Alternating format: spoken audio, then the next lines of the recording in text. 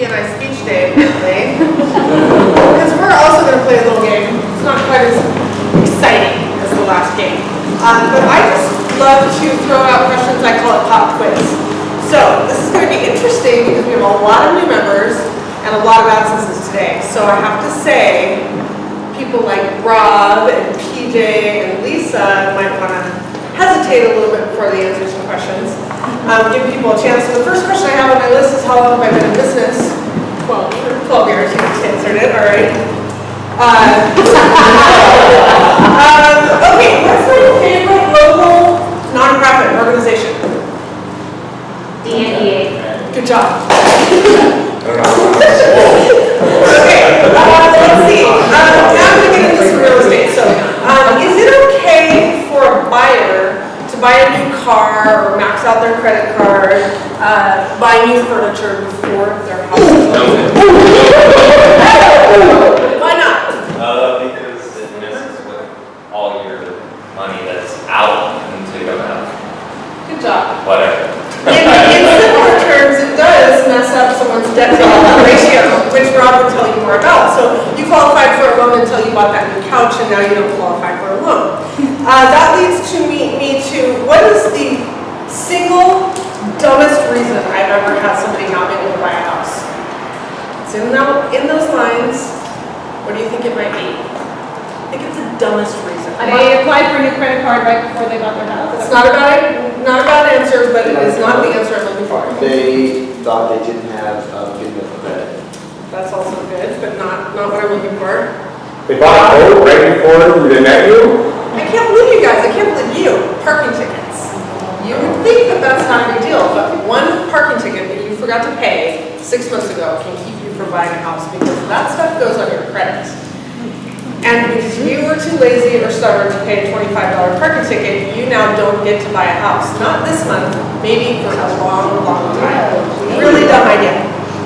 I'll attest to that. Parking tickets drop your score a ton. Two or three of them. I deserve a piece of candy. Big time. It wasn't. You don't I need it. have a lot of candy. Is it unpaid or paid? Unpaid. It goes to collection. I might be the biggest offender when it comes to parking tickets.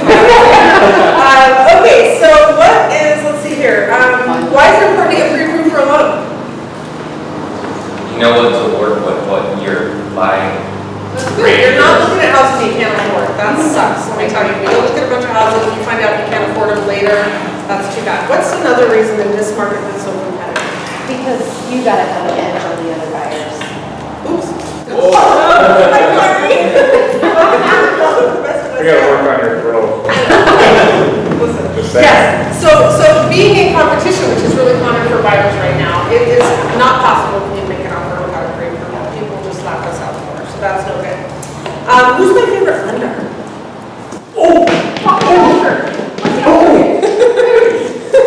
I did a candy. Oh my gosh. Okay. So why does it benefit buyers for me to use a team, or for buyers to use a team in their realtor lender?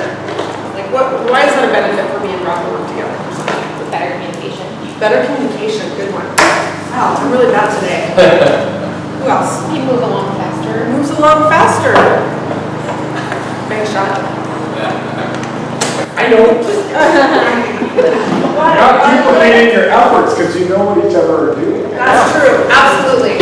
Communication, and calling in favor sometimes is important. Rob talked about that. So for me to be able to call the lender and say, dude, what the heck is going on and how are you going to fix whatever it is, and have him go, yep, I'm on it. I already did it. I already made the phone calls, and so in underwriting and such lender is already working. They're working at 7 o'clock at night, maybe because they heard from Rob. They're willing to come at 6 in the morning to get something done that otherwise they wouldn't be. And you would think that doesn't matter, but the reality is that it really does. Let's see here. Why do people need a buyer or a seller consult? It's something I do a lot of. Because you might not know what you're getting into. That's true too. Realistic expectations. That's similar. I'm not giving you candy for that one. I don't need any. So you need to go through your house and figure out what needs to be updated and improved and fixed up. So we talk a lot about having a smooth transaction, having a team that works well together, getting, oh wait, Nope, that's the wrong answer. Team building, plan, attack, education. That's the answer to that one. So you guys touched on those for sure. Let's see here. Who pays the real estate commissions to a buyer's agent? Seller, good one. All right, and give me some reasons that I would be unwilling or unable to discount my listing commission. Some of you might know my top reason. Go ahead, Travis. Your institution wouldn't allow it. Okay, that's a good answer. My office has a policy about commissions, and that's true. Anybody else? You're working hard for them. Say it again. You're not gonna work any less hard for them just because they're gonna lower prices. That's a good You're point. getting every penny. I can't half-ass my effort, so I need to get paid one amount every time I work. What else? There's actually one answer that is my absolute first answer, besides no. There's an answer after that. It's about integrity. So, to be able to offer one price to one person and not to another doesn't fit in the way I do business and the way I do life. Do I like you better? Do I think that you deserve more for less?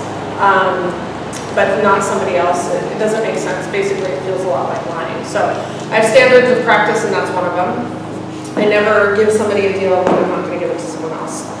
Let's see here. What else? Can buyers have me and a few other realtors looking for houses for them? No. Can they or should they? Should they?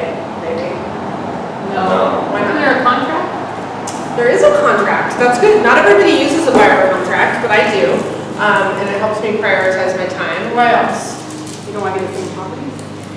That's true, but you just got me. I don't want to hear it. Does it kind of touch base with you, like, in a similar aspect of you not offering one thing to another person, it basically makes it so you're together in the purchase, I Yeah, guess? absolutely. Certainly it means that we're working really closely together. I like to look at it as, I'm a traditional gal, I don't date around, kind of like my clients do the same way.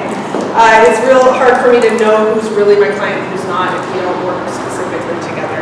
So the last thing I want to ask is, does anybody remember my ideal client? Rob? Amazon, mid-30s, married, professional, college educated, drive a nice car, and like a vacation.